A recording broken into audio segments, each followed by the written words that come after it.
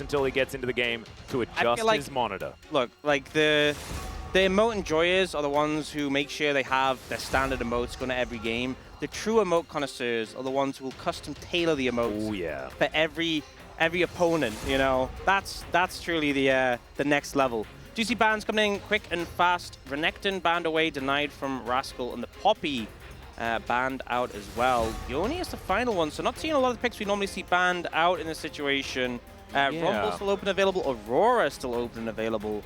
The Ashe as well, with the Ezreal banned away, feels like its stock goes up just that little bit. And you can see DRX pondering as to whether or not they want to unleash hell on the Rift by not banning any of those other things. Yeah. Double Tree is another one. Ivern has been a big pick for Peanut as well. I feel like banning Ivern would make more sense. And then, yes, you give over something like the Rumble, but you get like a one kind of punch on red.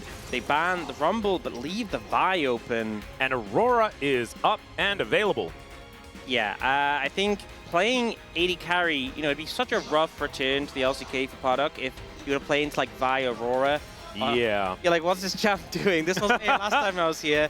So I think DRX need to deny that 100%. They will take it. They'll pick up the Corki as well. And now we get some options for Honor Life Esports. If they want to pair something up with the Vi, they can. You know, Ari is a popular one. LeBlanc is available as well, and Zeka is a great LeBlanc player. Even if he's feeling it, Yasuo's been really good into Corki, and obviously got that easy setup with the Vi, so that'd be pretty cool. I'd kind of love to see that.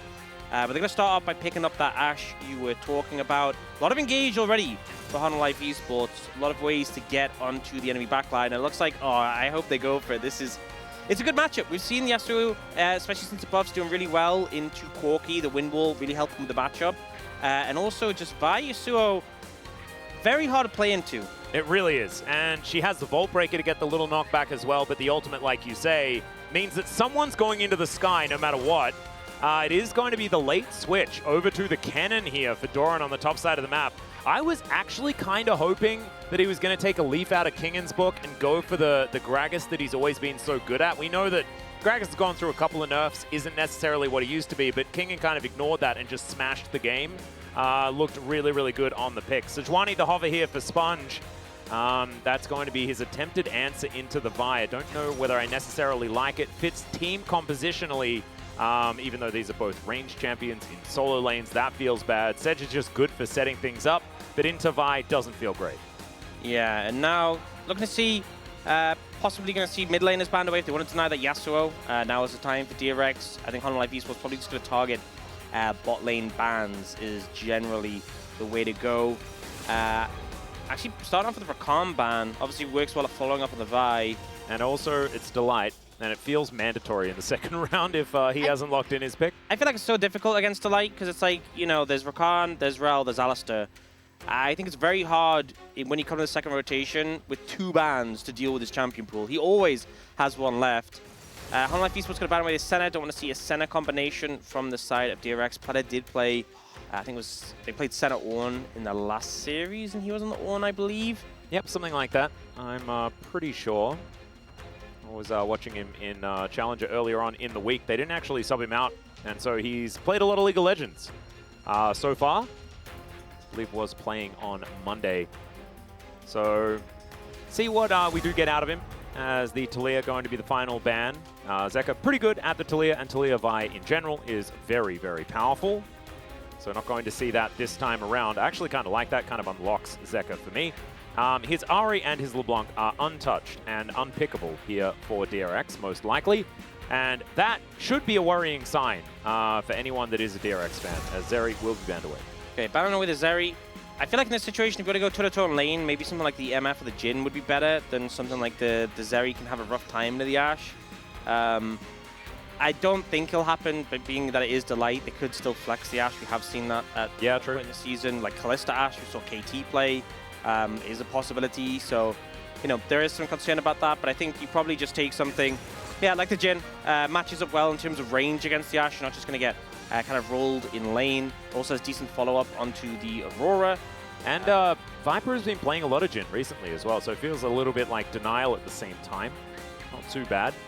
Taking a little bit of time to think about exactly what they want to be locking away, and this does make a whole lot of sense to me. Zeka has been super good at this champion, and it pairs well with the Vi. Leona, bit of a no-brainer here, pretty high on the tier list, but Alistair into it alongside the Jhin. That is a lot of chain CC available for the bottom lane here for DRX. Yeah, they kind of need some more engage, and also Jhin Braum, we've talked about before, not the combo you want. No, Braum good and Leona, so Ashe Leona, a lot of engage. You have the HLE, a lot of threat onto DRX's backline. I think significantly more so than in reverse, but there is that Aurora. We'll have to see what Rascal can do in this top lane matchup. I don't think DRX are in too much trouble with how the draft has panned out, but okay, good. I am a bit concerned about the mid-jungle matchup and what Zeka and Peanut can do there. Yeah, and I feel like this, it's kind of a similar vibe to what we saw in the last game that we just had. Quantum Freaks picking up the Aurora, and that was the good part of the draft, and everything else was just kind of eh.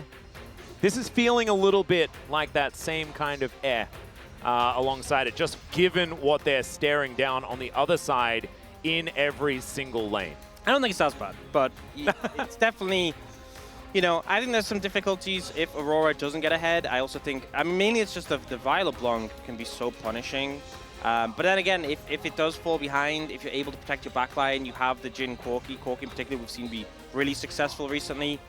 So we'll have to see how it does end up panning out. Obviously, HLE heavy favorites in this matchup, so they're going in with an even draft. They're solid. If they're going in with a bit of an edge in draft, definitely feeling comfortable. Yep, that's absolutely true. See where the Hummer Life Esports are going to be able to put the pressure on early. They do have so many ways to start a fight from every single lane. And we'll see where the Doran's flanks are going to be good. We know that this guy is a great team fighter, but he can fall into troubles in the lane. See where the Rascal can capitalize. Let's jump into the rift.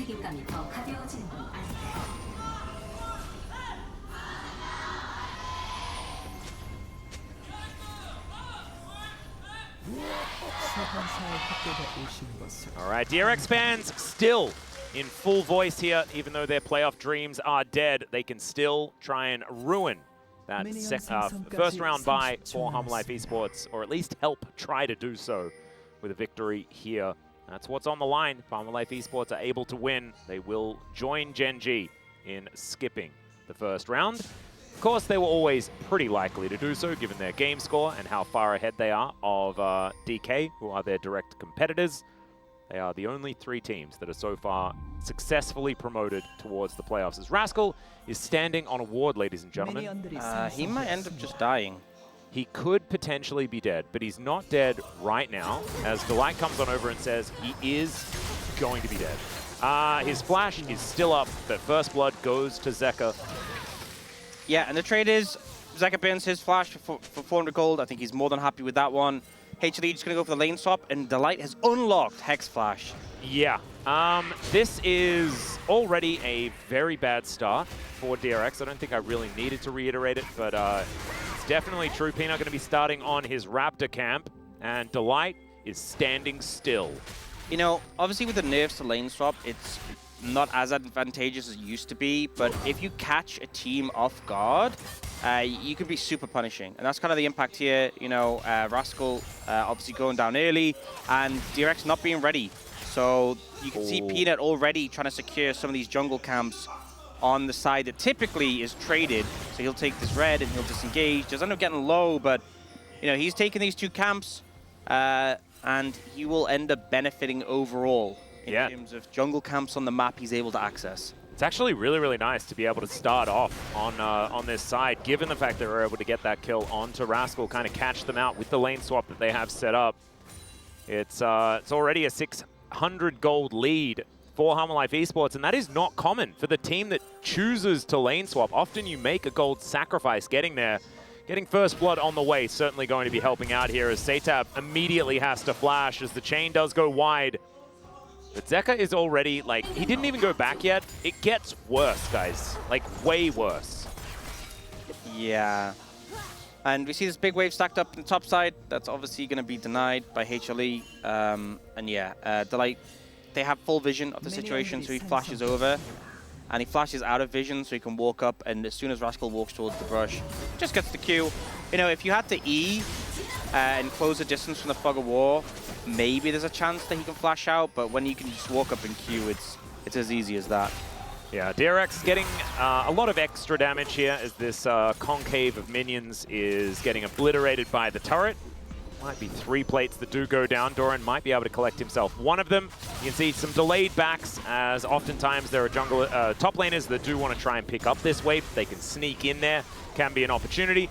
This time it's going to be a teleport used, and now Delight and Viper still sticking around. Might be able to capitalize. Only level 2 here for Rascal, who does look to try and get a kill back, and he will be successful. Doran has to flash to avoid dying. That's best possible scenario. Yeah, I think you're happy with that. If you're Rascal, you end up trading a kill. You know, he TPs in. It's so hard to judge in these situations. It's like, okay, well, if the enemy bot lane has recalled and I TP up now, I get a ton of XP. It's super advantageous.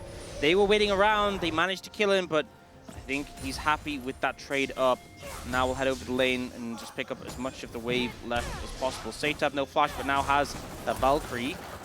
Yeah, you can see Zeka actually trying to bait Satab into that topside brush where Peanut was lurking. Peanut now just going to head back towards his respawning Raptors. Hasn't actually gone back to base yet. He's ahead by a couple of camps here as well, as we can see. So the Vi farming very effectively, and Chains once again going to be going wide. Zeka, I think, should be able to get himself a electrocute proc, but no, not able to. Phosphorus bomb to the face. And that is a lot of damage.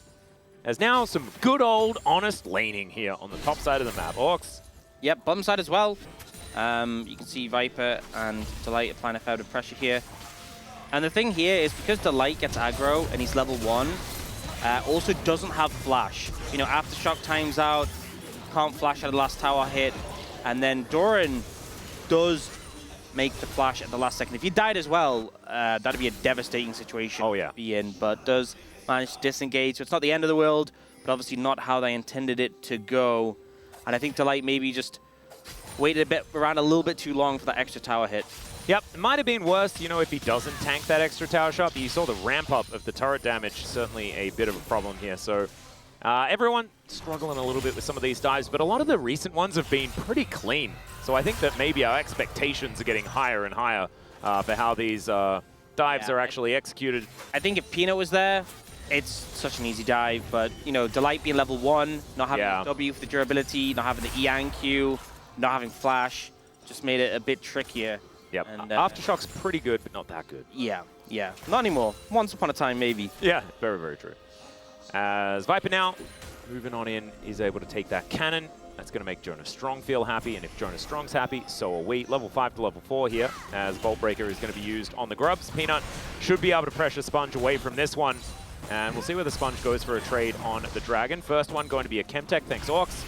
That's not an Orcs Susture in the chat, that is a Orcs Pog in the chat, thank you very much. Good my job. Yep, there you go. But Sponge forced away here because he's prior on mid and top. So Peanut will be able to get these 2 Void Grubs, and also there's vision on the Dragon, and Sponge not really in position to set that one up at all. So essentially just free Grubs in this situation for HLE, which I'm sure they won't complain about. Oh, precisely.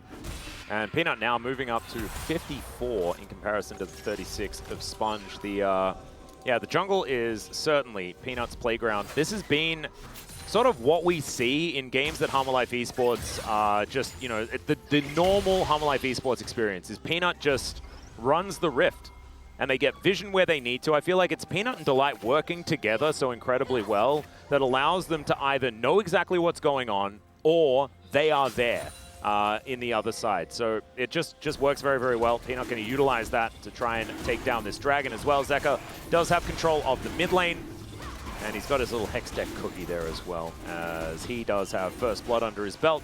He is even on farm, but he will be so much further ahead given that First Blood that did come in.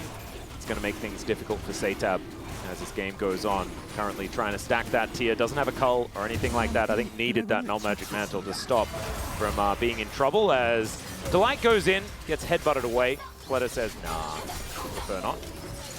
Easy disengage on that one. And yeah, I mean, the fact that Peanut has such a lead in the jungle already and has that Chemtech Dragon lane on lock. Next is going to be a Cloud, so hoping it's not an Ocean, I think, ultimately, for the Soul.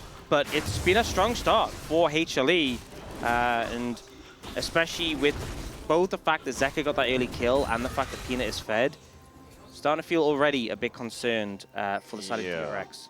I would say so too. I also just want to say, that I really appreciate Zeka going for the Mistletoe LeBlanc. It's one of my personal favorites and an oldie but a goodie. And there's a lot of people that do that cool one with the like fancy cape and arrow flying in. That's not part of a LeBlanc skin. That's just talking about an arrow that almost hits Rascal. Rascal says, "You throw Freljordian things at me? I am Aurora. I am one with the Freljord." And he is able to use Walk to get out of the way. Yeah, didn't even have to pop the W or anything. Nifty. As it turns out, if it flies over quite a few things, it is not something that's able to be... it's not going to have too much difficulty. Yeah, I mean, pretty. You know, I like ults like that because it's a pretty big long shot, but if it hits, there's a lot of impact. But, you know, why not? Are you going to have to do anything with your ult on the bot lane? Probably not. Jhin has Cleanse, and Alistar is Alistar, and is nearly level 6. Yeah, and you're not under that much threat, as we can see. Deadly Flourish avoided, as Viper is now just going to pick up the wave. Tanks it for quite some time. It's going to do some damage, but he's got a bunch of attack speed, some boots that allow him to move a little bit faster. Interestingly, Puddock has decided to pick up a pickaxe early on instead of going for Swifty boots. We often see Swifties rushed very, very quickly on the Jhin. Not something he's opted in for this time around, wants the extra damage. More expensive now, though. That is very, very true. Change. So before, if you had 900 gold, you get pickaxe or Swifties. It's now 1,000. Yeah. So maybe that was a difference maker. Well, Doran is going to find a stun onto Sponge. Peanut with the cease and assist does come on through. Flash out, Arctic Assault with the flash after, and the ulti comes through from Rascal, unable to save the boar and the lady. And Vi is going to be able to pick that one up. Nice work there, Peanut, and he's on the board now as well. Good play coming out. Rascal not able to do enough in return to turn that one around. Now Zeka looking for safe. Oh my, that's a lot of damage. Yeah, that was a mimicked distortion. If ever I've seen one. Lots of damage onto Satap. You will survive. Flash in hand, but it's going to be hard to stick around in this lane. But he has done a good job staying like in, you know, touching distance of the CS on. It's been very, very good from him. But I don't know whether this is the worst we've seen from Zeka just yet. If you're a DRX fan, as the arrow is going to connect Zenith Blade as well. And that is double value from the cleanse. And of course, does give you a lot of tenacity, so even if the layering wasn't necessarily there, still a great cleanse angle. Puddock now has that on cooldown though, so next arrow could be more difficult. Sponge playing a bit aggressive here. He gets found. I mean, Peanut doesn't have ult, but he's just picked up Sundered Sky. And oh, he just flashes on top of him and makes sure he stuns up the Sejuani. Sponge in so much trouble. Humble Life Esports, this was hectically decisive. Doran's going to pick it up with a shuriken, and they're going to go for 6 grubs on top of it. Love the confidence from Zeka, second flash of the game that he's used, and both times just like, I am going to land this route, I'm going to kill you. Here you can see Doran gets a ton of damage down, Peanut follows up, and just isn't really enough damage coming out in return. Sponge really just playing the escape game, and a similar thing happens here. You know, flash for the chain, they know no flash available for the Sejuani, and Peanut has so much damage already with the Sundered Sky. Yeah, and the confidence to just know that, like, oh, if I flash on top of him here, Peanut's going to be able to get him. He's got his flash. Ball Breaker flash comes in, as we're going to see that exact same play once again with the Electrocute procced by the chains. Oh dear, things really starting to get off the rails. 2,000 gold the lead as a result, but 6 grubs on the board as well. As these turrets start to fall down, it really could be dominoes here in this game. But right now on the bottom side, it is DRX that do have a lot of control there. And of course, able to pick up those plates earlier on. The product of the lane swap, really, if anything, we'll see whether DRX can actually get back to this turret. You know, Teddy may not be here, but it still feels like standard DRX, where the bot lane are doing their best, and the map is on fire. As it turns out, Pletter is still here. And that guy, I think, despite everything, we still think he's really good. Oh. As all right, Doran actually trading quite nicely here with Rascal. Wants to be able to get that last Mark of the Storm. There's another Mimic Distortion does fly forward. This time the chain not going to connect. And the auto attack from downtown will land onto Satap. Little Corgi is going to make his way back to the lane though. Should be okay, at least for the moment. There's a lot of proactivity. Scary. Yeah. It's so scary trying to deal with the threat from both this Vi and the LeBlanc potentially just looming. And now, Hunter Life Esports, they already have 6 grubs. They're now going to get a second dragon. You know, they're ahead in gold, sure, but the fact they have this complete monopoly on the objectives is pretty devastating. And chances are, this is going to be a pretty strong soul. Yeah. Ocean, no, it's going to be Mountain. That would be fantastic if Sponge could get his hand on quite a few of those, but Leona as well would be unkillable. They can stack this one up. A lot of power in the Mountain just in general, and I actually think that I often talk about tanks when the Mountain is revealed, but it does so much for champions like Vi. As you're gonna have to hold that thought. Slicing Maelstrom does come in here as Rascal in a bit of trouble, was tanking up the turret for a bit, but they swap that over to Sponge. He is going to be able to lock down that kill. Good dive, and Rascal now on the board. Yeah, good gank. You see pings coming out though. Peanut has been spotted, but maybe looking towards the bot lane onto Paddock, but don't think he'll find anything there. Paddock, sorry, you know Peanut's there. Yeah. This is very greedy. Well, he is going to stand on top of the captive audience. Oh my God, that is, you know what that is? That's prime walking right there. Uh-huh. And that's prime flashing right there. Yeah, I think he sensed the move. Well, he saw the move from Viper and was hard to get out of dodge. Is going to once again survive. A very hectic passage of play in yeah. a few seconds. You know, DRX, a little bit over-aggressive, have to back off, punish for it quite quickly, but no one does go down yet. But you can see this immediate move from HLE that pressure down towards the bot side. Meanwhile, on the top side, Rascal does catch the ult on a Doran. It looks like he was about to get out of it, but it does connect. And then after that point, he is just kind of stuck between a Aurora and a Sejuani and not having a good time with it. Yeah, it's not quite working. That Monopoly you were talking about is going to continue. As Peanut looking to start off Shelly here. Control Wood in the back of the pit, but I just don't know whether they're going to be able to do anything to answer this. The Sundered Sky, like you were talking about, a little bit better than a Zeke's. Zeka is looking to get out of there, not wanting to tango with Satab Valkyrieing forward. He doesn't have the buttons ready. The hotels are down, right? And yeah, Solar Flare is going to have to get flashed. A lot of flashes being burnt. Well, I mean, I say a lot too from DRX, but kind of just feels like Home Life Esports constantly have that pressure. And when you're forcing summoners consistently, especially with the LeBlanc Vi, it's so dangerous. Satab, you might just end up dying here if you walk up a bit too far. Yeah, you can see Delight moving on in here. Does get information about some vision. Delight goes the Blood Song, the bloodthirsty support. Oh, I love that. He knows he's going to be tanky, right? He's a Leona. He's like, I want to do more damage. Yeah, let me get the Mountain Soul so that I can be even more tanky and then do a little bit of damage.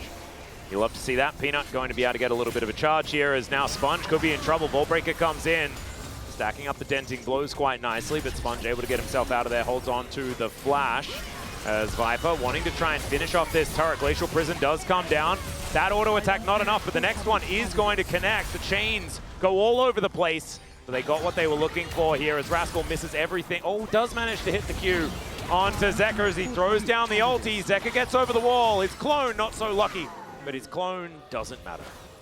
Yeah, Rascal's still showing the threat of Aurora. You know, even a champion like LeBlanc, who is so mobile, can still be caught out by it, especially the invisibility. Yep. But it's still such a trade down for DRX. They lose mid-tier 1, they're losing top tier 1. Sure, they get the flash of Zeka, but I just don't think it's really enough right now. They're in a pretty big deficit as far as gold 3,000, and with a Dragon in a minute and a half and to be a Mountain, they need to figure something out quick. Yeah, look at this. The gold advantages are absolutely everywhere. And a lot of that due to the fact that 2 turrets have been taken down here by Home Life Esports. One of them being the mid-outer is so important for a composition with a Vi LeBlanc. You want to open up the map as much as you can, and that is precisely what they've been able to do. Deadly Flourish going to be used here by Paddock to try and farm, and that is a perfect representation of what it means to lose out on that map control, because he just can't feel like he can walk up anymore. As Doran clearing out some vision here towards his top side. And the Aurora, like you were talking about, pretty dangerous. Doesn't quite have the ultimate backup just yet, though. Just have to see how Rascal's going to be able to employ this pick as this game goes on. Has no TP, and Doran does. So, you know, this Dragon needs to be contested, but Rascal is going to clear this next wave out, and then presumably has to run immediately down bot. Doran can hang around longer if he wants to. Has a lot of options in the situation, but it's 37 seconds. And because Rascal's still top lane, HLE can do what they want on the bottom side of the map. There's really no limit. If a fight starts, it's 5v4. They have so much vision already in this area. They're just looking to hold on to it as Zeka finds a Q. Sigil of Malice, not going to quite be enough damage there as we can see. And Delight is just making sure it is as dark as possible. Doran's going to be able to grab the cannon. He'll head home, might even be able to put a new item together as well. We'll see what he does purchase. Dash cannon already done. There's a needlessly large rod there as well. As Zeka diving forward once again. Chain going to go wide. Needs to start hitting a few more of these. The teleport in comes down from Doran. A flank angle, definitely an option, and he's got so much vision power here as well. DRX all kind of stacked up towards his bottom side. as the Q's not quite connecting. He's still in the fog of war. And Puddock trying to get himself into position. And we just need to see some patience from Doran right now in the banana brush, but he can move on over. There's the curtain call. That might be the time for Doran to come over as Pleta. He gets flashed over the top of the exhaust, still comes in, but Rascal's dead. Somehow Sponge dies to the lightning rat as well.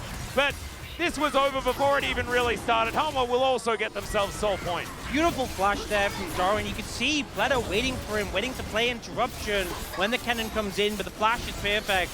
As a result of the headbutt, Pleta's not in range to immediately exhaust, and the damage is already done. We see in the replay, it's just such a hard fight to take from this position. You even see the arrow blocks, so Jin can keep ulting. Pleta goes in, does run back to exhaust, but the fight is already lost by that point. This big pulverize does keep Puddock safe, but it doesn't matter. Third dragon secured for Honda Life Esports, and now one away from Mountain Soul with a 5,000 gold lead. This game's firmly in their control. This is just kind of feeling like another day in the office for Hummer Life Esports, I have to say. And the fact that this composition is so incredibly proactive as well means that it's not going to get better for DRX. It's not one of those, oh, we're going to get this thing and then we'll sort of slow down the game because we're lacking engage or something like that. As Satab in a bit of trouble. The Witch Lady is just going to disappear though, and so he maybe feels like he's kind of okay, but now he's lost 50% of his health bar. Zeka going to move on in, doesn't connect the chain, and then disappears once more. Yeah, he's been doing a good job of dodging the chains, but it's still just such an unfun matchup to play where you're just constantly being harassed, and you know, you try and get an auto back and oh, she's gone. Yep. Yeah.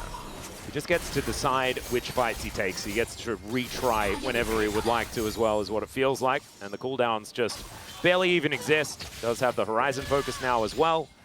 And so 3 items going to be on the way relatively soon. And that is a very scary thought. You can see Doran picks up the Hextech cookie, and he is going to be heading towards Shadow Flame very, very soon. It's a lot of damage for the cannon, bit of extra mobility as well with the dash cannon, and not one of the Zhonya's variety. We don't see many of them. Wanting to try and get as much damage as quickly as possible, and there it is, 2 item spike now done. Pleta and Sponge set up a little trap and might have walked into one themselves. Oh, the arrow is going to connect onto Satab. The dash forward from Zeka, he'll connect the chains, but it is broken immediately by the Valkyrie. Great pulverize is going to come through as Zeka trying to get out of there. Sponge looking to chase him down, and now Rascal flashes in. He finds the Q, puts Peanut in a circle. And Peanut just able to get himself out of there with a Vault Breaker. The curtains are being called. Peanut trying to get into the right position. Cease and Assist comes down. Somehow he avoids the curtain calls, and Solar Flare is going to come in. Peanut finally goes down, and Doran is going to be denied here as the inner turret is going to fall. Viper still alive though, trying to keep them interested. And Viper's auto's really starting to hurt. But that was a big one for DRX. Oh, Satab going in. Don't know about that one. As Sponge, he's pretty low, as is Puddock. And Humble, they're still looking for this, still trying to find the angle. A teleport is respawning in 1 second's time. Doran goes boom, but if they bought the time for a triple kill for Zeka, that's the question. As they dash in, Viper's looking for more. They didn't need the LeBlanc. Viper just cleans them up. Triple kill for Viper. Pretty quiet game from him up until this point. And you can sense the looming doom for DRX. They end up committing to the fight there. Unfortunately, Sponge is the one who gets a shutdown onto the cannon. But you can see at first, HLE feel like they're the ones with the advantage. They get this arrow, but the chain's quite late. Zeka wasn't in position. And then this follow-up on a Zeka punished him so heavily with a CC. And this TP that comes in from Rascal, a really good angle actually, takes out LeBlanc immediately. Peanut times his Q so well, waits out the ultimate so he can get away. And Rascal does chase down. You can see the Sundered Sky actually comes in pretty big here to keep him alive longer, but unfortunately not enough to take out Rascal, although Rascal goes down basically immediately afterwards. But yeah, good interruption from Sponge down the ultimate, but you can see, you know, DRX aren't really happy with this being a 2-for-2. They want more out of it, and they just end up overstaying for such a long time that eventually the threat of that LeBlanc TP forces them to make some rough decisions. Yeah, and they do manage to at least take down Doran and Delight. I think the 3 kills onto Viper, he had in this situation a Phantom Dancer and a Kraken Slayer. I think that item number 3 is going to be very, very close to this stage. You can see just firing out these autos, avoiding the deadly flourishes, prioritizing the right targets. He's able to clean that one up. And BF Sword in his back pocket, going back home once again. And I have a sneaking suspicion we might be heading towards a Bloodthirster for item number 3. And, you know, I feel like we've seen a lot of Ashes recently. Like, it's good in lane, obviously, but then struggle when it gets to the team fights. And Viper just really setting himself up so well, felt really untouched for so much of that fight, and just able to get the damage down at the end. And now it's 25 seconds till that next dragon. A lot of summoners expended on the side of DRX. You know, their entire top side without flashes. It's Peanut and Delight without theirs, but they need to win this fight and secure the dragon, or else this game might be a bit doomed.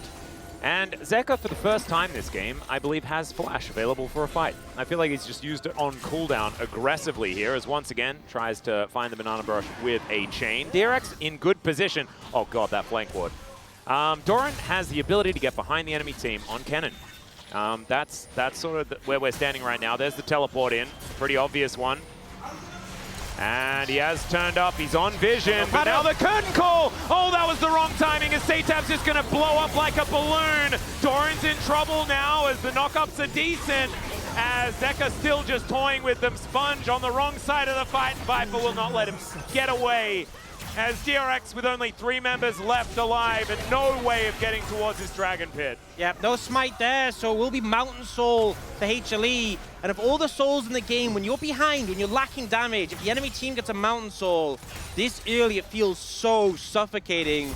You'd always see them struggling to finish off targets, and now it just becomes almost impossible. Oh man, I want to see Viper build a Terminus after this. I feel like he'll just be an actual tank.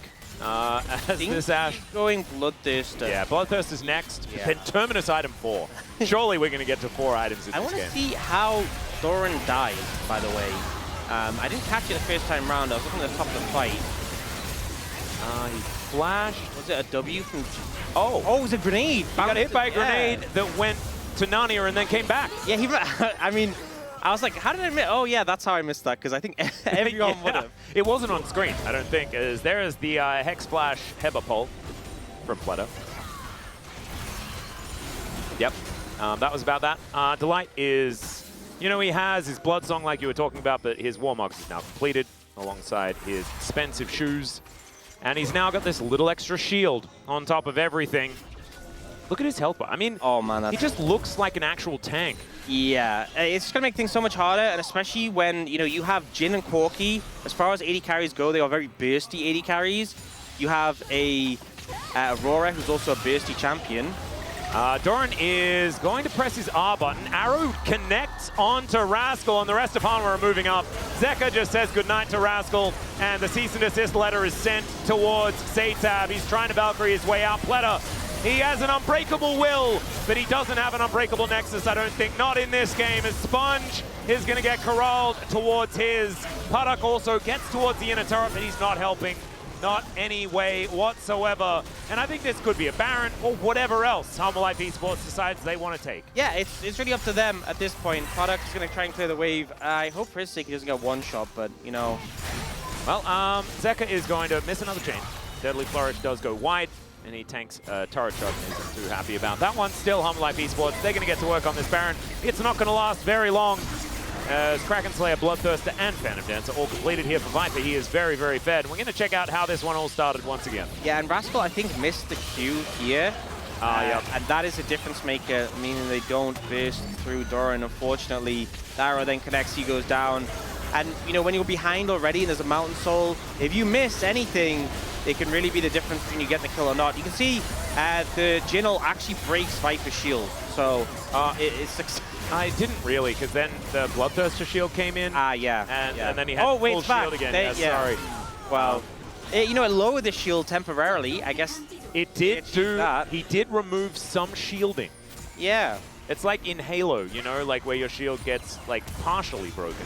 Yeah, and then it recharges pretty quick. Yeah, and then it recharges pretty quickly. Yeah, and you're not too worried about it. Kind of fine. Yeah. Kind of feels like that. Doesn't feel good for DRX. Yeah. In this also game. feels like at this point Viper might just kill people in 4 shots. So a better Jin. Yeah. At this point. Oh goodness. It's not great. Jin from behind feels pretty terrible, to be perfectly honest. Not quite as bad as the lethality variety, but now Sponge looking for an option. And the cannon lasted a lot longer than I expected there, but still it's a really nice pick-off. from DRX. They're now trying to push further forward. The Solar Flare comes down. Rascal's in trouble. Cease and Desist comes in, and Viper just happily shooting everyone. Somehow he lives. That is Mountain Soul difference, baby. Even after the flash forward, he walks his way towards the enemy base. He's just captive audience. Man. Oh, the chip chop! He's still got the shield back. It's fine. Okay, he's good. He's good. Clearly. It was almost really exciting and interesting, and then it was not. He is just the tankiest Ashe we have seen. Yeah, 6-0-13. 19 out of 22 kills he's been a part of. He could have died there, and they would have still won the game. Oh, yeah. But he didn't.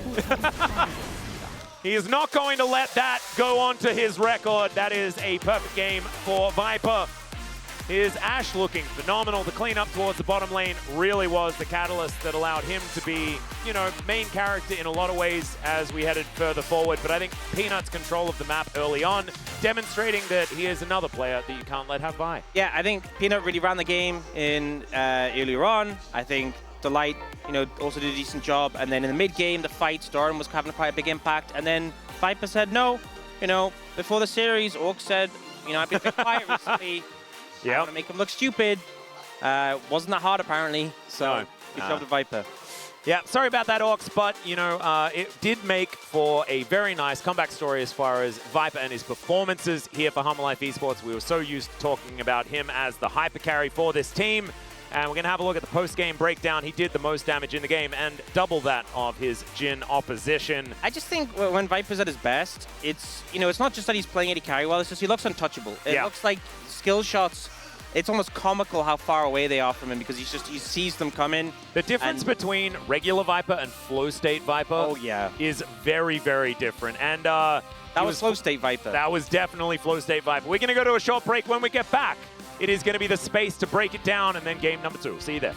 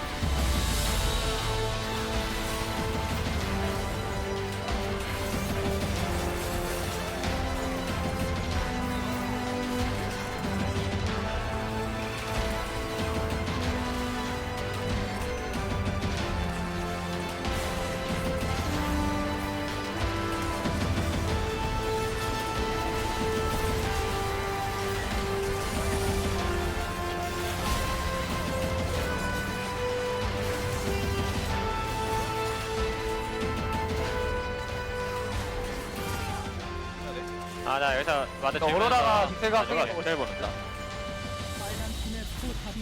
무빙이 좀 잘하면 받을 수 있나? 약간 안 좋아. 애쉬 빠지면서 더 들어오면 봐줄게. 맞아. 아니야, 여기 쌈 봐줘야 될 것 같아. 볼게. 오로라 껴볼게. 오로라 잡았어. 헤드 쭉 빠졌고. 펜타킬. 네. 미드 가면 끝나. 죽을 거. DRX like, no, we'll go to blue side. Takes a lot of weight off in terms of the bans and hopefully gives them the choice of nice things they can pick. Yeah, the Vi actually going to be banned here on blue. Might mean that they're going for an Aurora first pick this time around as the Sejuani taken away as well. It was Renekton, Poppy, Yone that Humble Life Esports banned on the blue side. Very interesting that Yone gets banned by Humble Life Esports as, you know, Zeka is a player of Yone of significant note. But Satap did have that banger match. He did. So give him some respect to it. Ezreal will get banned again here. Rumble open. Aurora banned. Rumble left open. DRX, I assume, are just going to take Rumble here. Yeah, and I assume Doran is just going to pick Kennen again because he had a great game. So maybe that's why they're happy to leave the Rumble open because they can just get their hands on that and feel kind of okay with it. I do like the Rumble first pick as well, given the fact that the other thing that's left up is Ivern that Peanut has been pretty good at. And instead of Rumble, it's Corki. Interesting. I don't know if you know this, but actually they had Corki last game. Didn't really achieve too much. Obviously a strong pick though. And it was the Vi that was the problem though. Yeah, Vi was obviously a problem, which is now gone. And HLE, they're looking to pick up Ash Rumble, I presume. That could be rotation. They could even just play that bottom lane. Yeah, they could. Yeah, they could. Yeah. Okay, well, this part of the draft didn't take a genius to figure out. This next part, if DRX are going to make it look good, this is going to have to take a genius, I think. Yeah, you know, I'm racking my brain. I'm like, what is left open that is justifiable that you kind of gave up Ash Rumble? What is what can Rumble not lane into? Mundo? I think we're still trying to solve that one. It seems like Rumble's been pretty fine into basically every matchup we've had in the LCK so far. If there's any Rumble antis at home who know the hidden tech on how to beat him, then I'd love to know it. Jin, Leona are going to come in. So Leona are a pretty good pick for Platter. They were prioritizing that a lot earlier in the season when they were on the hot streak. Jin into Ash, the same matchup as last time. But again, none of the picks, like, okay, Corki and Leona are you know, slightly higher prio, but I feel like Delight has a lot of champions that can pick into that. And also, it's not like a game changer. These aren't the like super high prio, oh no, we left it through draft picks. And when you're against Ash Rumble, which really concerns me, Lucian going to be picked up by Zeka to play into that Corki as well. It's looking rough. It's looking rough. And now Honor Life Esports, they get first choice of jungler in after this rotation if they want it. I think DRX just banned Alistair Braum. I think are both good into Leona, and Delight's good in them. Although to be fair, knowing Delight, he might just not pick Braum because I want to engage. That might be the mindset he has, and he does like to engage. So yeah, he might just play Alistair. Well, I think Alistair you definitely ban, but maybe you're like, oh, we ban Alistair Rel, you know. But they are going to ban the Braum, which I think makes sense, even though Delight has definitely lent more on engaging than roaming. And he isn't one of these engaged Braum people either. No, he's not going to head towards that direction. The Nidalee going to be taken away here. So now, oh god, oh wait. The Nidalee is good into Shyvana. Oh, don't say it, don't say it. If there's ever an angle, it's right now. Oh, well, they banned Poppy, so Alistair's available for Delight, which I think he's pretty fine with. I think they should probably just lock that one away now, right? Yeah. Pretty good into the Leona. We'll see if they commit to that. Shyvana's also available, you know, if anyone's keeping track. Yeah, the Ivern also up and available, and they have the Rumble. A bit better. Yeah. You know, they did ban Brand, which you've seen good into Ivern a lot. Last second switch over to Shyvana would have been so hype. Look at the composition for DRX.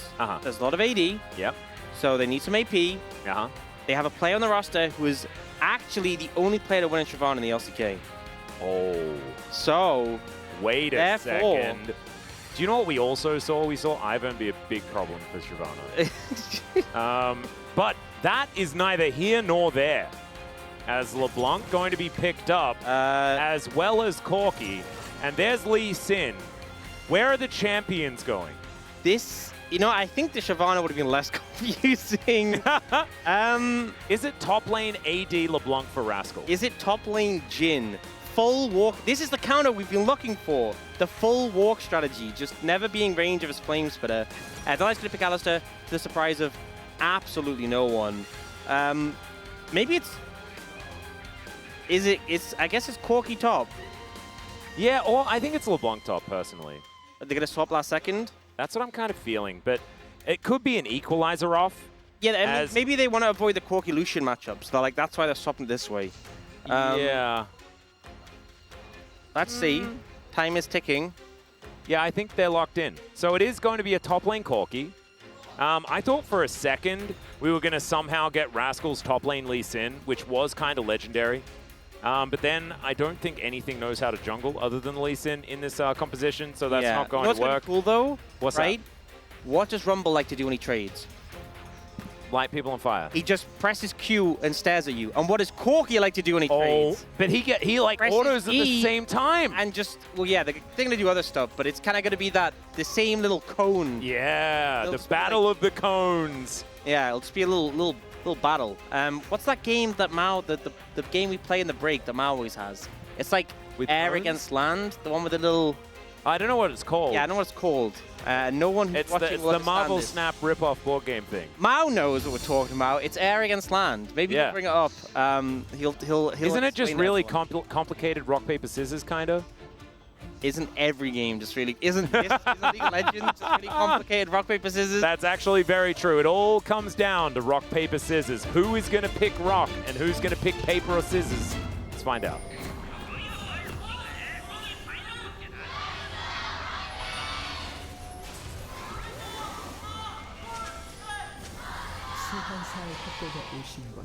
All right, here we are. Still not sure entirely what has been chosen as far as the rock or the paper or the scissors, and maybe we'll never know because we're playing League of Legends. I think whatever DRX have picked, Life Esports have picked something that wins against that. So if DRX is rock, then HLE is paper. All right, if got it. DRX is scissors, then HLE is rock. Got it. That's my opinion of the draft. You know, we were thinking about what could be picked into Rumble. No one thought to pick Corki Top, and maybe we should have. this game. Look, I'll be honest. Okay. No, don't do that. It won't be as exciting if you're honest. So I'll be honest. Even if, like, it might not even be about Corki Top. Like, Corki Top could actually be the legit counter. I'm just not sure Rascal is the one who's going to display it. You know, maybe we'll get to finals and it'll be Zeus against Keen like it always is, and then we'll see Corki versus Rumble and we'll get a real indicator. But Rascal's been having a rough one recently, so I'm not sure how he's going to fare in this matchup. Excited to see how he does go, though. Zeka here with press the attack in the mid lane. We have seen some of these Lucians play a little bit more defensively with things like fleet footwork. Zeka is just wanting to try and do as much damage as possible. Rascal's first top Corki game. Wow, that is so surprising. Yeah, I am shocked right now. That's crazy talk. Doran is 6-1 on Rumble. Like most Rumble players, not really losing all that much as level 2 here. And Delight's 10-1. He had that loss on Alistair. Devastating. Yeah, that is a little bit worrying here. But of course, Life Esports have won a lot of their games, but they have lost 3 series. So there are at least a few in the L's column. Not quite like Gen G is. Satab is just taking damage here in this mid lane. Peanut, going to come on over, is relatively low after befriending a whole bunch of the jungle. Yeah, so instead of Corki getting beaten up here, we have LeBlanc getting beaten up here. Yeah. Hey, Rascal's up in farm, you know? There we go. Maybe it's working. Well, so is Peanut, who is now in the enemy jungle, making friends with that. There is a Lee Sin that is coming on over to see what Zeka's doing, but Zeka can move on towards his teammate. There's the dash in, and he just gets first blood. Sponge might be able to kill Zeka here, and he will, but that's first blood and an assist going over to moments where Half-Life. maybe Satab could have just not shown up. Yeah. But it's a 1-for-1, you know. At least Satab gets a chance to recall and TP back in, and now... Look at this pathing from Peanut, by the way. He makes friends with the whole jungle, and then he can just head towards his bottom side, grab everything, but also steals away the enemy blue buff. As we're going to see, this is the first time we've seen Corki Top since Zenix Storm's May lost to Lilac 4,476 days ago in 2012. Just last week, honestly, it feels like... Yeah, true. Do you know, this is one of the only stats that's come up that's, like, actually about a time before I was a commentator. Like, that's... Yeah, and Satab actually getting a trade now. Loses out on that one to Zeka, but Zeka does have that whole thing where he auto-attacks and they do damage. And that helps in the prolonged trades. It's solid. Especially with press the attacks. But now Satab has his cooldowns back and Sponge is coming. Yeah, connects the chains here as well. Flash now has to be used by Zeka. Surprising that he holds onto it in the last fight as Trigger Seed comes on up. Provides Zeka with a cute little set of bushes here. as Doran and Rascal. Okay, let's see whether press Q versus press E is working out. Rascal did a barrel roll. That is very important. If you've ever played Lilac Wars or Star Fox, you would know that doing a barrel roll is the way that you win, as that light, oh my goodness, he almost just straight up dies before Sponge even comes in. Yeah, he was pretty low, and then he's like, you know what? I have to help. He does get the damage down, so maybe the difference was needed. Maybe. Maybe, hard to say. Perhaps it wasn't, though. I'm abandoning you, bye-bye. That's what Peanut said. Oh, wait, look at this. Uh-huh. Perhaps Corky was not. 9 CS ahead. I will hear none of your doubting words, okay? He was just looking for a cheetah recall. He could go back. He could perfectly buy the components for Merc Treads as well as a tier. Oh, this is cheeky. He's popped the Pingu emote as well. Oh, that is some classic Peanut. Does like to proc the Pingu emote when given the opportunity. Okay, he doesn't do it again. I was about to say, if he did, that would really be... Delight? No, you could see. Yeah. There was a moment where Delight was like, I can ignite him. I can do it. And he didn't do it, you know? And honestly... He thought that actually just walking towards him would be enough to stop I it. think he should have ignited him. I'm going to be honest, Delight. I've kind of lost a little bit of respect after that one. That is the... He remembered that it wasn't 2012, and he's like, oh, I don't have the mastery that gives me the extra AD and AP, so I guess I won't do it.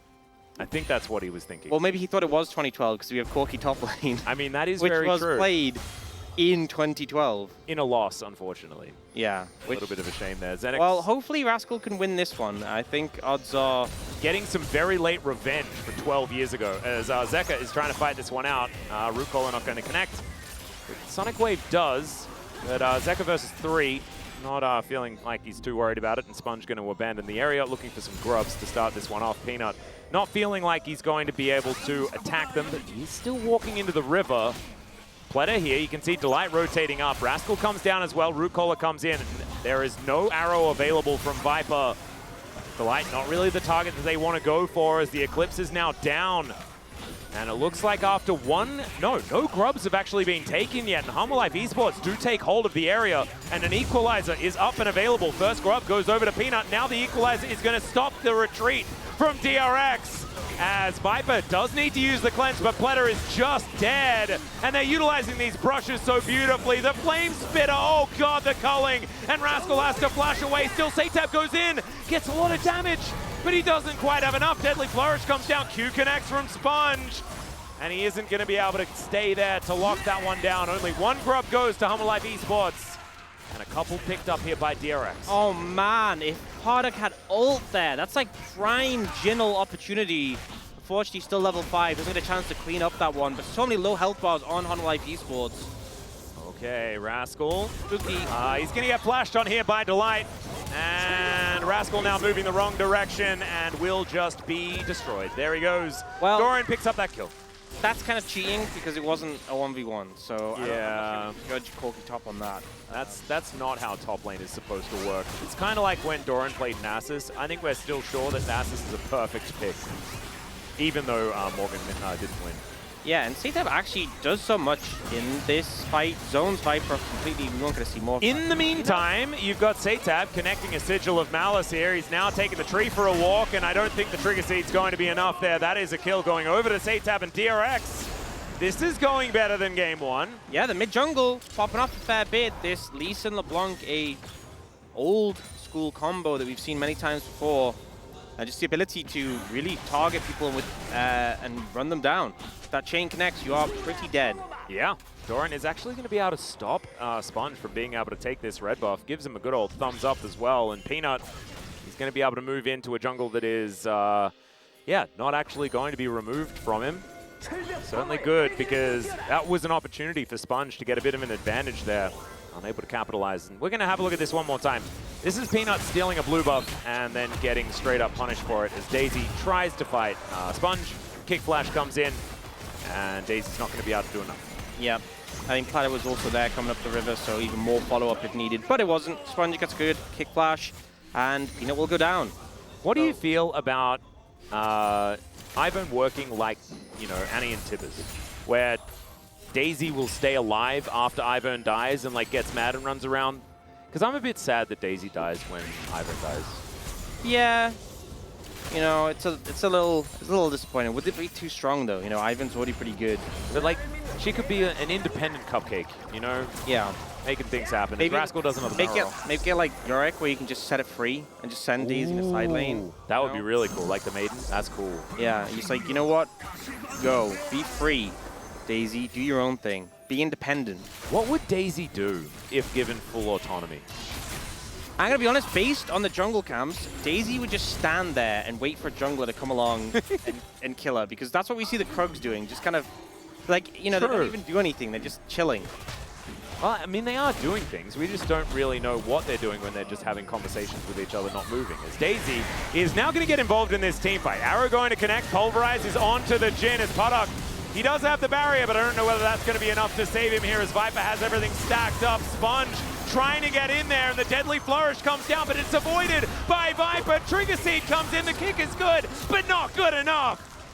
And Humlife Esports going to win the fight. Yeah, really solid engage there. The arrow from Viper is good. Oh. Okay, the Dragon going to get mad. Hit. Honeyfruit, Honeyfruit, Honeyfruit, Honeyfruit, Honeyfruit. Yeah, and you're okay. Yeah. A lot of power there from Delight coming in with a big engage at the start. And it just felt like DRX were ready for the fight. Oh, that's a hit. Missed. Yeah.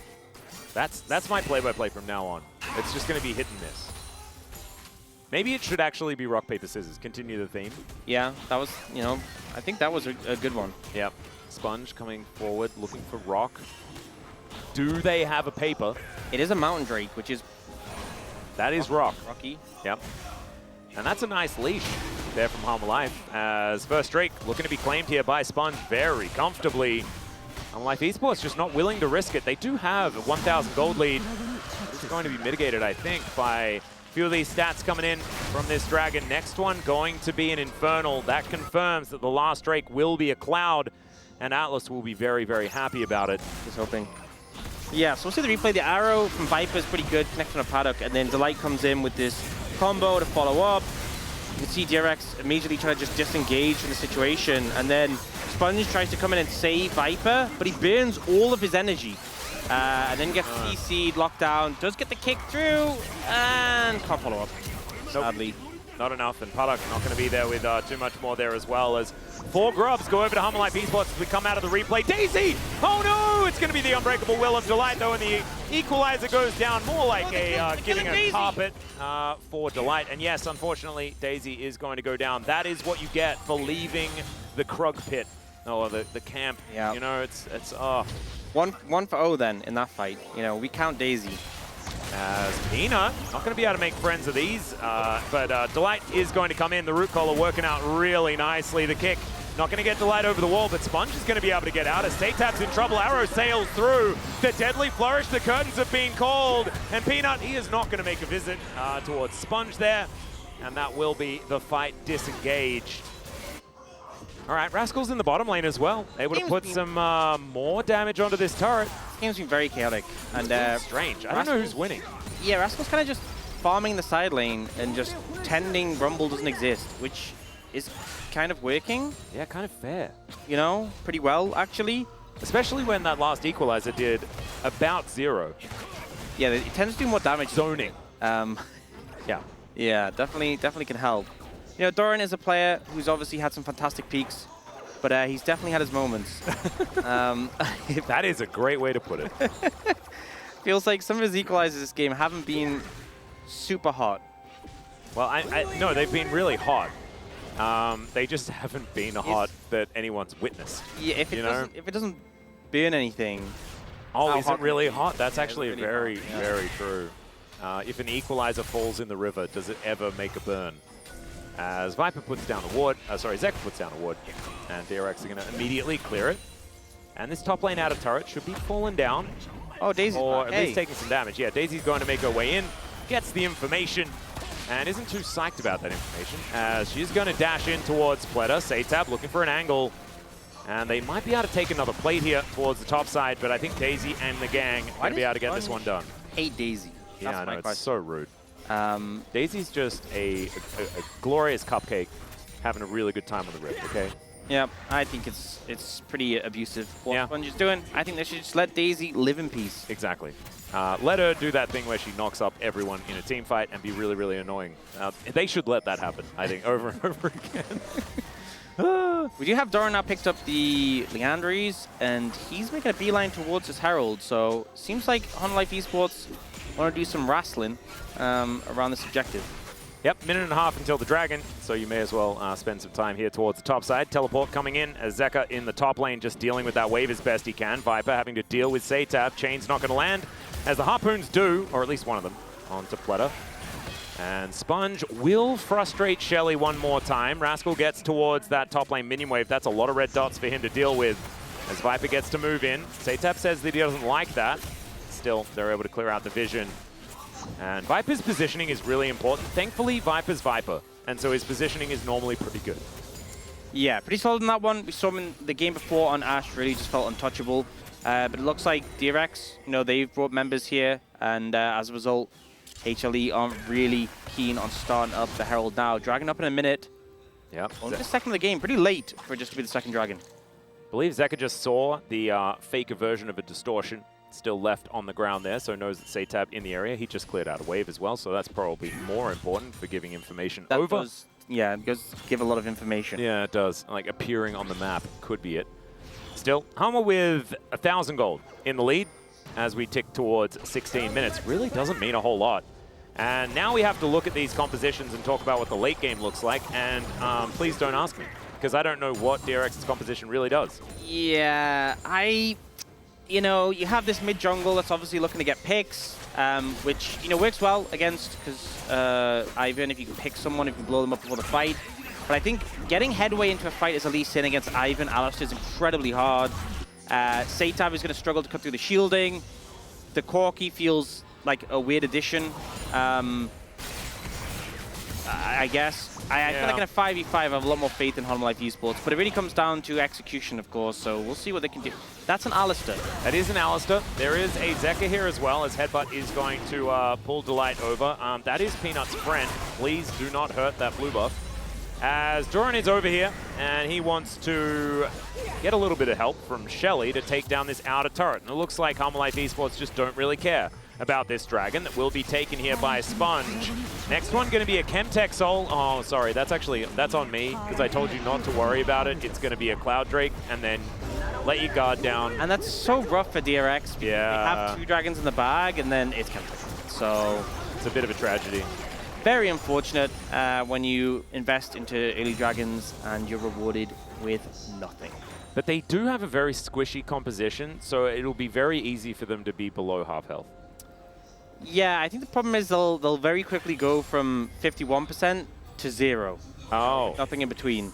So if you can get to 50% health really quickly, then you can get to 0 then immediately. Well, very quickly. the problem is if you're at 51% and you go straight to 0 without, then the buff doesn't exist. Doesn't do anything. Yeah. That's a shame. Well yeah. Trinity Force is done here for Rascal. He is getting towards a stacked tier at the same time. That Mirror Mana will be coming in.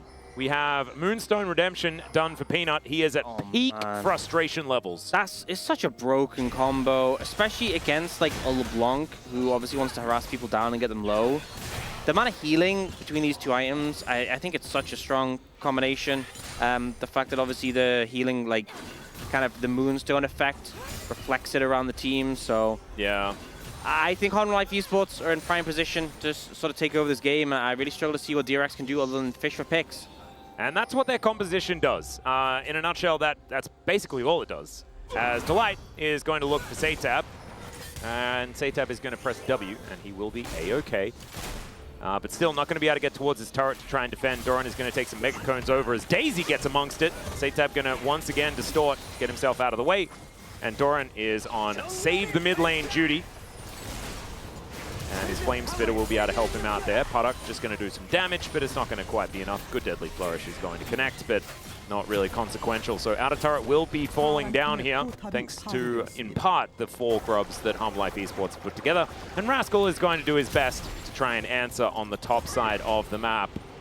So 2 turrets to 1 will be the trade towards the end as Zeka is once again moving in. There's the dash out. Culling, ooh, gets the flash. Good arrow position there from Viper. And oh, did Zeka lose health? I didn't notice, says Peanut. As the Solar Flare comes down, Pleta with the Eclipse doing a decent amount of work here.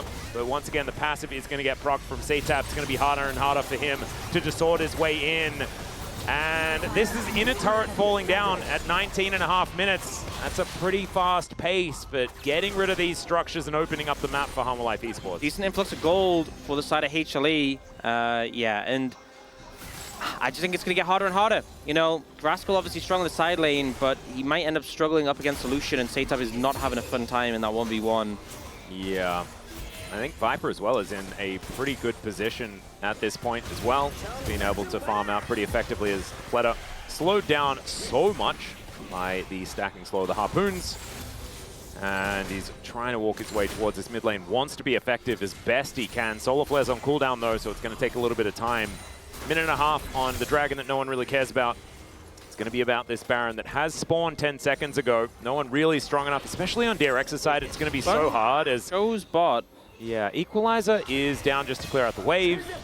And Sponge getting hit by that. Do they just beeline? The answer is yes. I think one thing is Viper just recalled as that was happening, and Satab is mid to like harass, so I guess they don't end up doing the Baron. But it's got to be on the mind, you know, when it is past 20 minutes, that a team with 280 carries and Ivan shields keep everyone healthy could just Baron if you commit too heavily bot side. Yeah, and they have so much vision in this area as well.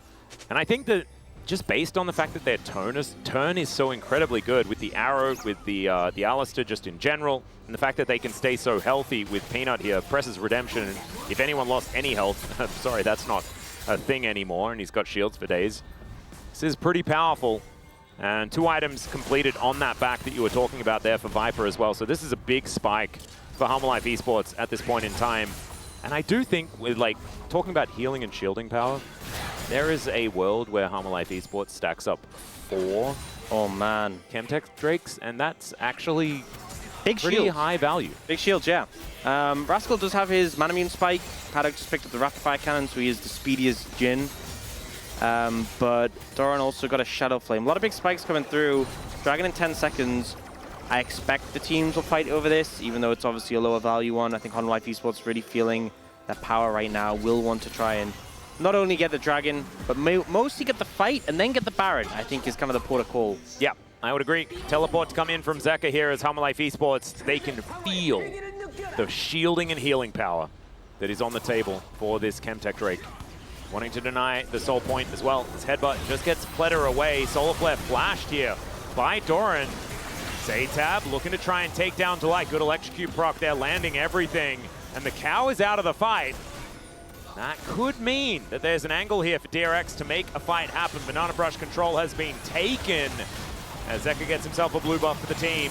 And the curtains have been called. Arrow is going to sail in, and it connects. The equalizer's down as well. Drake will be secured by DRX, but Daisy gets the 3-man knock-up. Look at those mechanics from the NPC. You love to see it. As Sponge will be taken down there as well. Paddock at 100 health. Not going to be sticking around for any fight, and it's the jungler that dies. That's enough, you know, jungler down. I don't think Humble Life Esports care that they didn't get the Dragon, but they certainly will take the Baron. You can see members of DRX not even bothering to move over. 2 of them just recalled, rest are looking mid.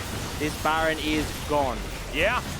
Humble Life, I don't think they're even too worried about Soul Point going on over to DRX. This outer turret could be a little bit of a problem if DRX are able to get back into the game, but I have a feeling that the shutout starts now as the Baron comes in for Hanwha. And we see on this one, the Equalizer comes in, and the arrow, Sponge moves out the way, so we just see the Jhin get roasted. Paddock has to barrier, or he would have died to the Equalizer. Yeah, it was... So often we see an Equalizer come down and they immediately run off it. It's not so often we see someone sit a full Ash arrow on top of it. Yeah, that was pretty brutal. He's just not allowed to play any video games. And that's what he's here for. It's very sad. Well, it looks like in terms of the Corki versus Rumble, I think I'd rather have the Rumble. Are we going to say that even since 2012, the matchup has stayed the same? Or at least the state of top lane Corki has stayed the same. I'm not sold on it yet, but, you know, I'm not sure how much of that is down to the pick. Yeah, how much of it is I'm down not to going the to blame the Corki for this one, as that is a big old teleport flank, but who's flanking who right now? All right, Arrow is going to come down as Satap almost distorts into it. That was almost an incredibly sick play as the equalizer comes down. It's just going to be a warning as Ekka's going to cancel the culling. That wasn't great. Rascal's in the mid lane, Corki. And Hummerlife Esports have some buffed up minions that are just moving down bot side, and Doran has come back. Space race, right? I mean, well, curtains are being called here as Delight tanks up the first one. Daisy eats a chain. There's the pulverize onto Pleta, and Viper is just raining the autos in. Did they take damage? The answer is no, because Redemption exists. Satap down to 50%, and this inhibitor turret is just more than destroyed. Rascal, I think he's given up on the base race. It was so close. Yeah, no, it was close. He's going to be into this fight, but the inhibitor's dead. That's like a what did I miss, guys? And the answer to that question is everything. As he comes down and clears out the wave. Not necessarily going to be good enough here, as we've got a minute left on this Baron. Inner turret up and available in the mid lane, but maybe not for much longer. The minion wave is going to be wiped out. That is certainly going to be helpful here for DRX. 3,000 gold on the Red Bull Baron power play, though, as Rascal don't face check. Okay, well, he gets the information that Daisy and Delight waiting in that brush as Rascal get poked out here by Zek. Does offer a fair bit back. And Viper clearing out some vision. Hummerlife, I don't think they're going to be able to break the phalanx just yet. Satap finally shows himself on the bottom side. It's just going to be some money spent now as we check out the replay. Yeah, and Pleta kind of just walks up and just gets CC locked for infinity time. Yeah, and then dies to the true damage from the Redemption. Peanut just yoinking that one away. It's deserved. And that's kind of it. That's kind of the play. So very difficult as the solitary champion who is on the front line. Do you think we can make a request? If Peanut gets POG, if Hummerlife Esports wins, can we get, instead of a picture of Ivern, a picture of Daisy? Or instead of a picture of Peanut, a picture of Daisy? On the how they have graphics. the pictures they use for the players? Yeah. Everyone should have to pose with Daisy in case they play an Ivern game. Exactly! She should be included. Yep. Because she has been my MVP so far. I agree. Can we give MVP to Daisy specifically? I reckon any vote for jungle today is a vote for Daisy, in my opinion. As Doran is going to burn down the Rift Scuttler. We get the zoom in as there's Daisy. There's the goat. That's my favorite Cupcake. And there was a player called Cupcake in OCE. He was great as well. But Daisy, she's just one step ahead. I'm sorry, Cupcake. It's okay. Satap moving on in towards this bottom side, trying to clear out super minions that are making their way in, and this is really dangerous. There is 2 minutes left on the Baron and 2.5 minutes, or a little bit more than that, on the inhibitor. And I can do the math there. That will mean that the inhibitor's still down when Baron comes up. Yeah, which isn't great. I think this Dragon's going to be one you just give up, if I'm going to be honest. I don't think you contest this as DRX. What did we say about being honest? I should stop doing it. Yeah, not what it's about. The arrow is going to sail through Daisy. Connects onto the Jhin. Oh no! Again, Puddock is just not allowed to play the game. I'm imagining it here. His name is Psyduck in Korean, guys. And he just went, and he died. That's what happened. That is pretty much what happened.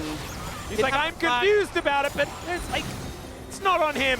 All right, Satap gonna dive in on top of Doran. Yes, the electrocute goes off, but not really much more than that.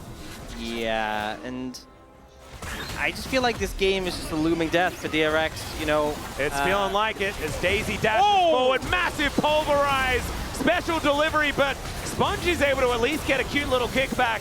The wallets are too heavy, though. There is nothing that's going to stop Hummerlife Esports from taking down this inhibitor. And they may just win the game right here. Baron or no, they are ready to go home. And Daisy getting to work on the first Nexus turret. Curtain's getting cold here as Peanut relatively low. Doran will be executed, but now not a lot left in the tank, and Viper is raining hell down upon them. Rascal, 50% health in the tank for him. And Hanwha, I think, might call it here, but I think a lot of the damage has been done. 23 seconds on this Baron. They can use that to finish this one off. Yeah, I think so. You know, DRX do get one kill back, but their base is in shambles. I'm not seeing an angle they can engage from. Oh, okay. And I'm going to be honest, not sold on the Corki Rumble matchup. Yeah, I'm a little. He's 80 got a lot of CS farm. up. Yeah, 80 CS up. Yeah, but I think he's just kind of only been farming. Yeah, That's kind of all he's been doing. You do kind of need to do a little bit more than that. The CSD stats for Rascal certainly going to be improved after this game, though. This was cool, though. Delight, use the dash you get. Yeah. Someone, and then flash Q, and then got the headbutt back. Pretty nifty, you know, some cool stuff to see. Like that, the root caller activation. You like it as, yeah, Hammerlife. This was, you know, optimistic to try and win the game right here. And Satab was able to get that nice little kill onto Doran. Ultimately, just doesn't mean a whole lot because that inhibitor going down is so incredibly punishing when you've got a Baron on the mine. This game is pretty doomed, though, but I do have a fun fact for you. Oh, Daisy! Oh. She just ganked the jungler! Daisy's just the goat. Daisy is so good at this game, man! She's carrying. Daisy is just carrying. Holy! Jonas Strong deserves all credit for that one, by the way. That was absolutely fantastic, because Rascal's playing PvE. He is raiding while the rest of his team is doing arena right now. And hopefully he gets some good loot, as the arrow is going to get distorted. And Zeka is going to throw down the culling. Another distortion does come on through there, as you can mimic that one. Rascal comes back, might actually be able to take an inhibitor turret here against the flow of play, but the minions are going to disappear. And Hammerlife Esports may win the game, which is something worth considering. Yeah, but Rascal, this is your time to base race, you know? Oh, no. True. Gave up on it.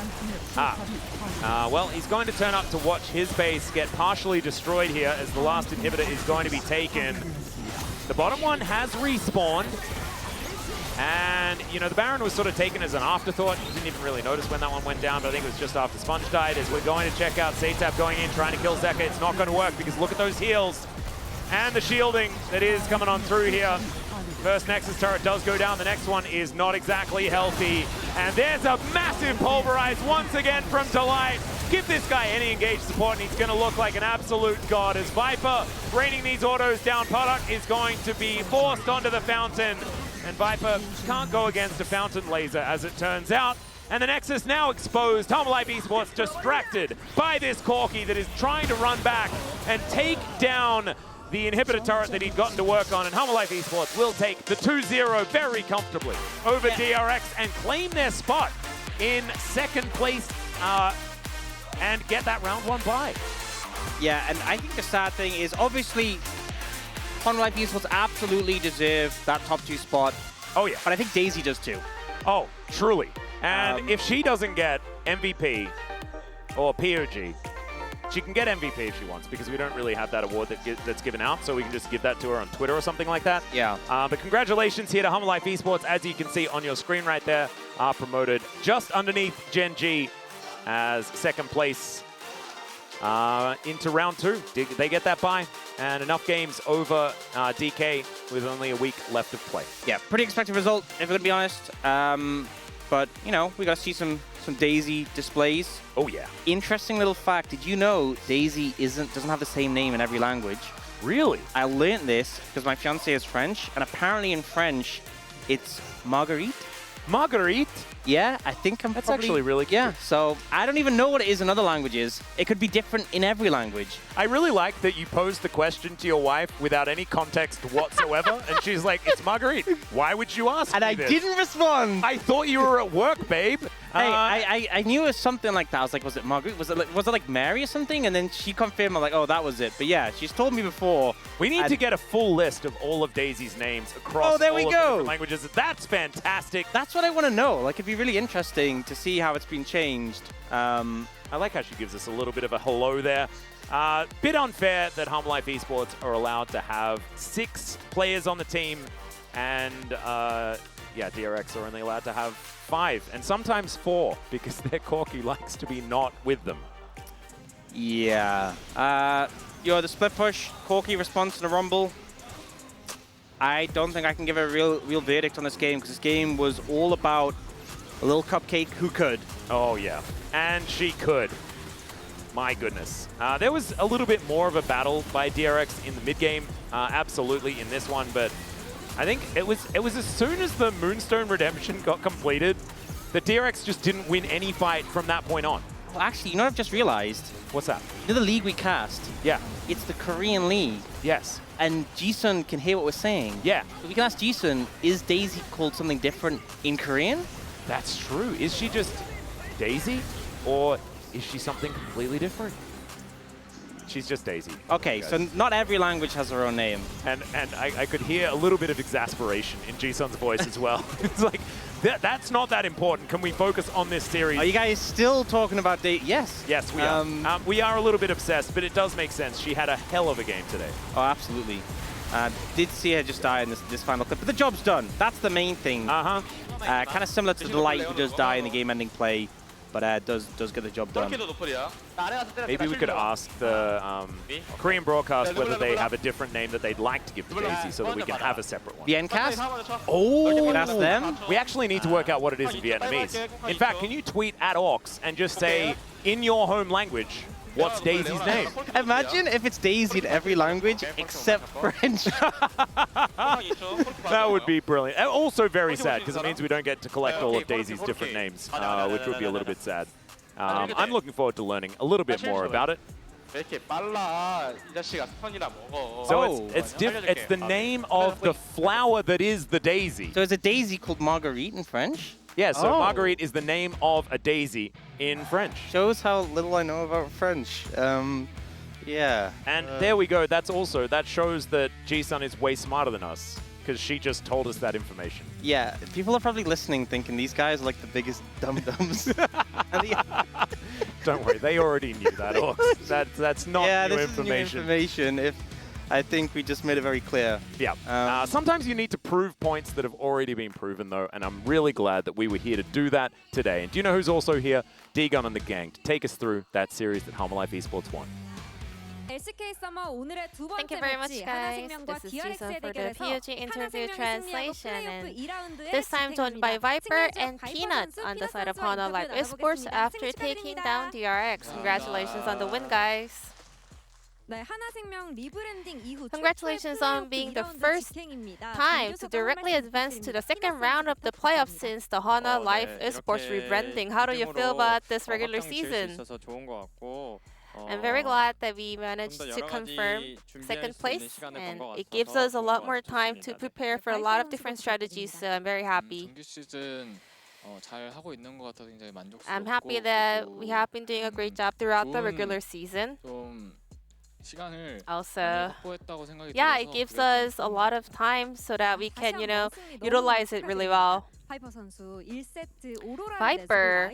So in the first game, Half-Life opened Aurora to the enemy side and then initiated a lane swap early on, showing a great strategy.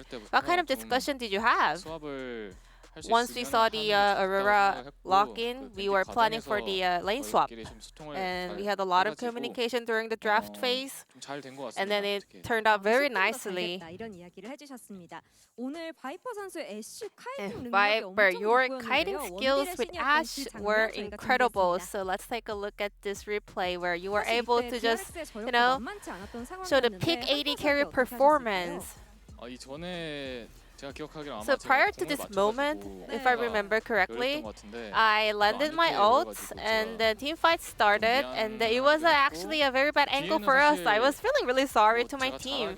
And then after that, this follow-up fight, I managed to, pick up kills, but I don't really think I did a, great job over there. Just LeBlanc was like a little bit going forward, so we had to kind of follow up, and then we managed to at least clean up the team fight in the end. How do you play? What do you focus on when you play Ash, and how do you kite so well like that? So if you're confident in your, Ash proficiency, you'll pretty much find an angle, and also you can ask your teammates to, go in for you, kind of front line for you. And this time, my teammates are doing a fantastic job, so I was able to do my role as an AD carry. And when you're playing Ash, the most important thing is getting the laning priority. And also, you have to be able to get as much as information possible with your hawk shot. You know, you have to keep getting vision and gather information.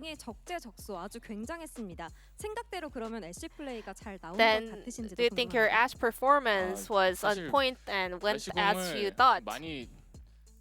In fact, I did shoot a lot of arrows, so people might think that I landed a lot of them, but there are a lot of arrows that I actually missed as well. So if you throw a lot of shots, you'll get some of those. Now moving on to the second game, we had Quirky Top locked in. Did you see that coming? Not really, but we kind of thought Quirky would be a viable lane swap pick, so we kind of had that in mind. Then how did Doran react to that top Quirky pick? Nothing special. And Peanut. Well, Ivern was not one of your favorite picks, A lot of people were excited to see you play Shyvana, but you decided to play Ivern. With the 14.15 patch, Shyvana is no longer viable. And then Ivern. A lot of teams are using it as a meta pick, and I thought it was pretty strong and viable, so I wanted to give it a shot today.